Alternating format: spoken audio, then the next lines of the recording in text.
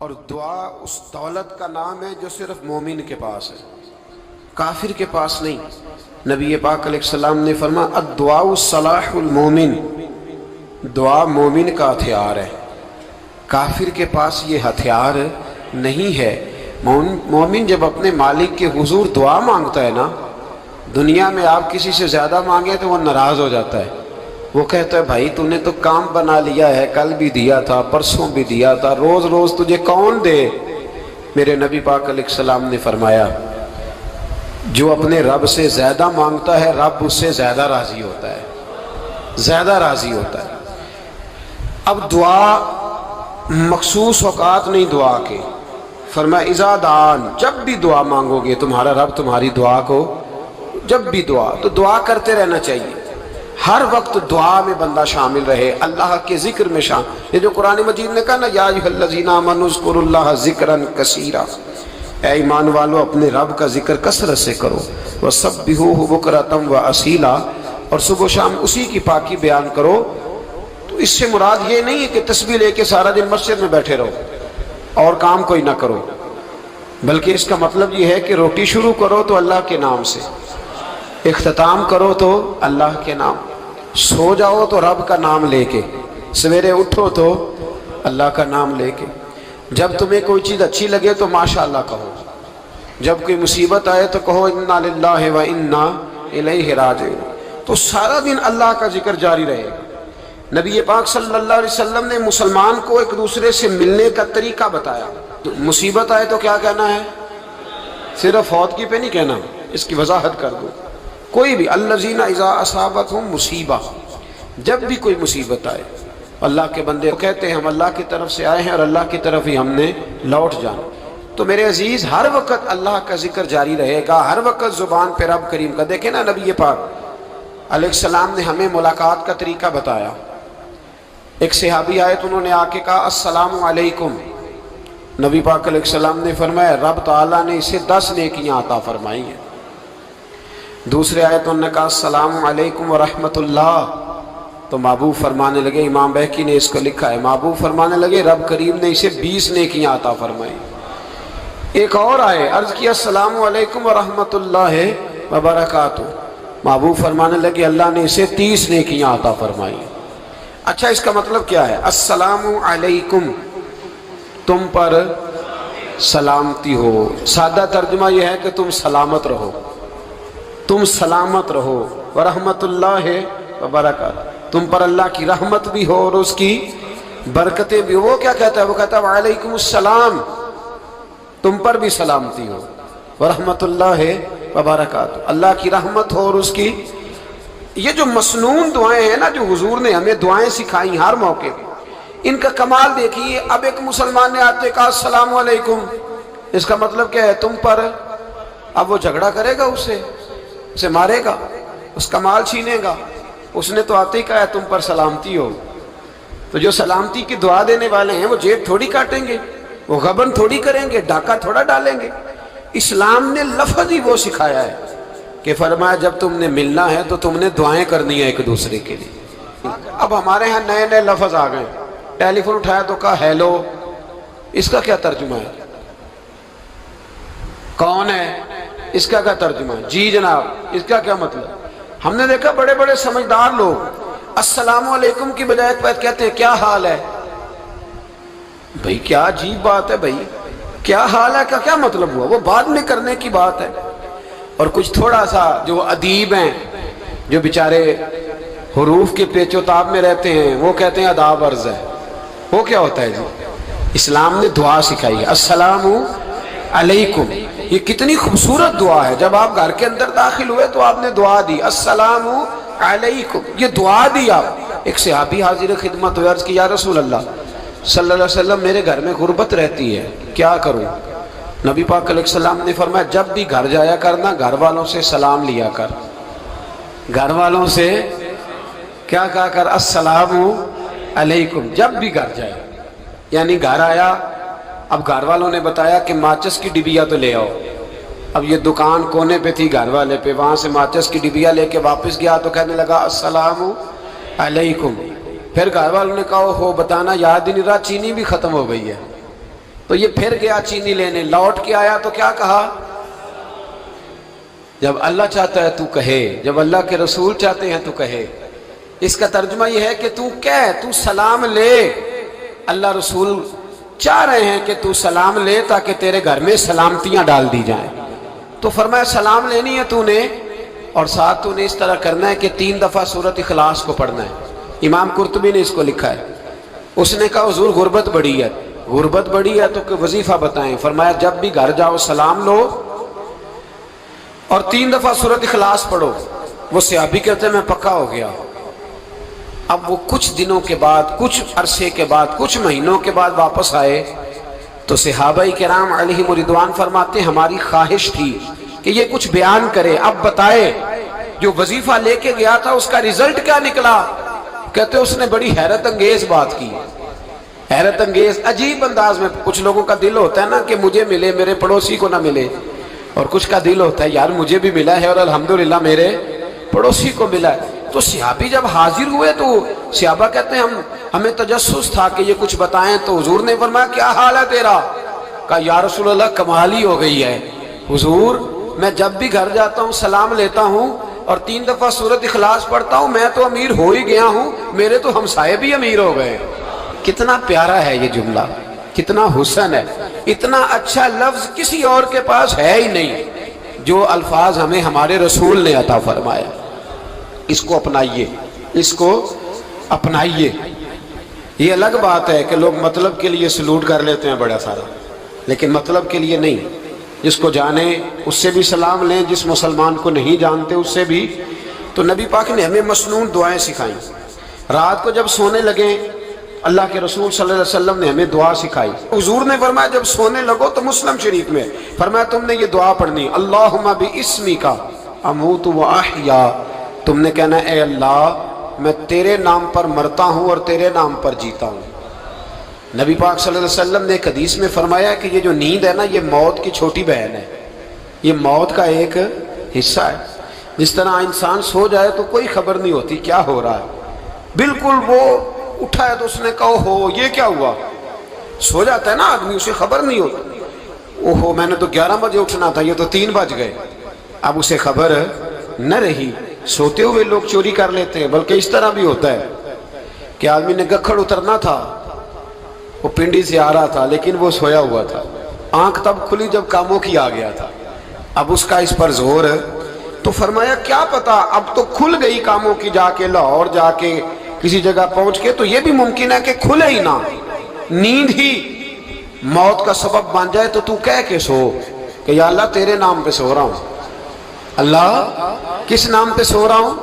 یار اگر ہم ان دعاؤں کا حسن سمجھے مت، اللہم باسمک اموت و احیا، یا اللہ میں تیرے نام پہ سوتا ہوں اور تیرے نام پر اٹھتا ہوں، گویا کہہ رہا یا اللہ میری نیند بھی تیرے فضل سے ہی ہے، اور اگر آنکھ کھل جائے تو وہ بھی تیرے فضل سے ہی ہے۔ کتنا اعلیٰ نبی پاک علیہ السلام نے انداز سکھایا۔ اور پھر بخاری شریف میں حدیث موجود ہے، فرمایا جب اٹھو تو کہو الحمدللہ الذی احیانا احیانا بعد ما اماتنا والیہ النشور۔ فرمایا جب تم سو کے اٹھو تو پھر کہو اے اللہ ساری تعریفیں تیرے لیے، تمام تعریفیں جس نے ہمیں موت کے بعد حیات دی، موت کے بعد فرمایا احیانا بعد ما اماتنا، ہمیں مرنے کے بعد گویا اللہ کا شکر ادا کر کے آنکھ کھل گئی۔ دیکھیں کس طرح اسلام مسلمان کو اللہ کے ساتھ جوڑتا ہے۔ فرمایا شکر کر، آنکھ کھل گئی، کہ یا اللہ تیرا شکر ہے تو نے موت کے بعد ہمیں دوبارہ حیات عطا فرمائی، یہ شکر ادا کرو۔ گویا تم یہ نہ کہنا کہ میں اٹھ گیا ہوں تو میرا کمال ہے، یا یہ نہ سمجھنا میں اٹھ گیا ہوں تو میں بڑا پابند ہوں، جب میں ارادہ کر لوں کہ میں نے 11 بجے اٹھنا ہے تو پھر میں اٹھ جاتا ہوں۔ یہ نہ کہنا کہ یہ الارم بڑا اچھا ہے، یہ مجھے اٹھا لیتا ہے۔ ذہن کے اندر خیال کر کہ نیند تو موت کی طرح تھی، یہ جو میں اٹھ گیا ہوں تو اپنے رب کے فضل سے اٹھا ہوں، جو میں اٹھ گیا ہوں، جو ابھی اٹھے ہیں وہ تو بول دینا کم از کم کہ میں اپنے رب کے فضل سے اٹھ گیا۔ تو دعا سکھائی۔ پھر دیکھیے نبی پاک صلی اللہ علیہ وسلم نے فرمایا جب تم بیت الخلاء میں جاتے ہو نا، واش روم میں جاتے ہو تو گندی چیزیں ہوتی ہیں، وہاں شیطان ہوتے ہیں، جنات ہوتے ہیں، یہ گندگی پہ ہوتے ہیں، جب تم واش روم جاؤ، بیت الخلا جائے، تب بھی دعا مانگو۔ کیا دعا مانگو؟ وہ دعا بھی نبی پاک صلی اللہ علیہ وسلم نے ہمیں تعلیم فرمائی اور بخاری میں ہے، کہا پڑھا کرو اللہم انی اعوذ بک من الخبث والخبائث۔ کہو اے اللہ ناپاک چیزوں سے میں تیری پناہ مانگتا ہوں، وہ نر ہوں یا مادہ ہوں۔ اللہ میں تیری پناہ مانگتا ہوں۔ واش روم کے اندر بہت ساری بری چیزیں ہوتی ہیں، جوان میری بات پر توجہ فرمائیں، وہاں بہت ساری گندی چیزیں ہوتی ہیں۔ انسان کئی دفعہ واش روم میں جاتا ہے، اسے وسوسے زیادہ آتے ہیں۔ یہ نوٹ کریں میری بات کو۔ اصل میں نا ہم بات ڈھونڈ رہے ہیں علاج اپنی بیماریوں کا، حالانکہ علاج تو سارا مدینے والے رسول کے پاس موجود ہے، محبوب کے پاس ساری دوائیاں ہیں۔ تو نبی پاک علیہ السلام دیکھیں نا، انسان واش روم میں جاتا ہے، اسے وسوسے آتے، برے خیالات آتے، وہ گناہ کی طرف کئی دفعہ مائل ہوتا ہے، تو کہا تو دعا پڑھ کے جا اللہم انی اعوذ بک، یا اللہ میں تیری پناہ مانگتا ہوں من الخبث والخبائث، ہر خبیث اور بری چیز سے میں تیری پناہ مانگتا ہوں، وہ نر ہو یا یار کتنا عظیم دین ہے، کتنا عظیم میرے مصطفیٰ کریم کا وہ والا دین ہے۔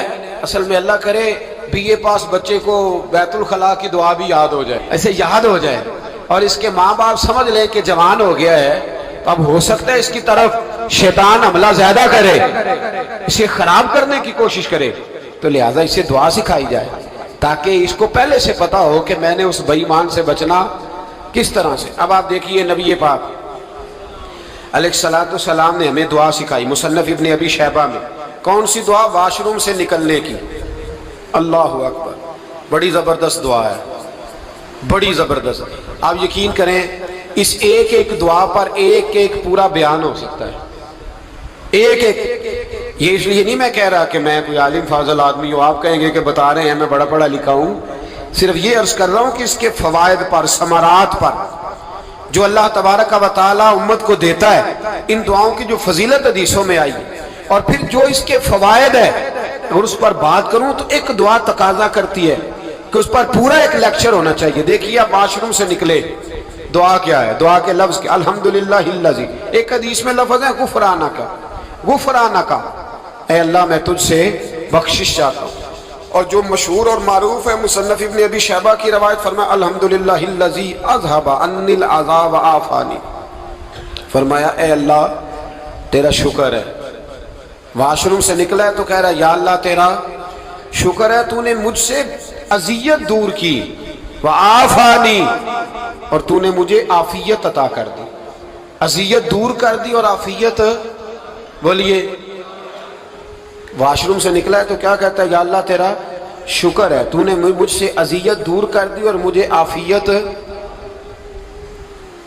ڈاکٹر حکیم ہومیوپیتھک ایک چیز پر متفق کم ہوتے ہیں، پتہ ہے نا آپ کو، لیکن اس بات پر سب کا اتفاق ہے کہ اگر کسی کو قبض ہو جائے نا تو شاید 70 یا 72 بیماریاں لگ جاتی ہیں اس کو۔ اور جب آدمی کو قبض ہوتی ہے نا، پیٹ کے اندر فضلہ جم جاتا ہے، خارج نہیں ہوتا، اس کو اعصاب کی بیماری ہوتی ہے، اس کے ذہن پر اثر ہوتا ہے اس چیز کا۔ آپ یہ مت سمجھیں کہ کھانا کھانا ہی ایک کمال ہے، اللہ نے یہ بھی نعمت بنائی ہے کہ کھانا جب خارج ہوتا ہے تو وہ بھی اللہ کا بہت بڑا احسان ہے۔ تو فرمایا تو سمجھا ہی نہیں، اگر تجھے قبض ہو جاتی، تیرے پیٹ کے اندر وہ چیز جم جاتی، تیرے لیے کتنی تکلیف کا باعث تھی۔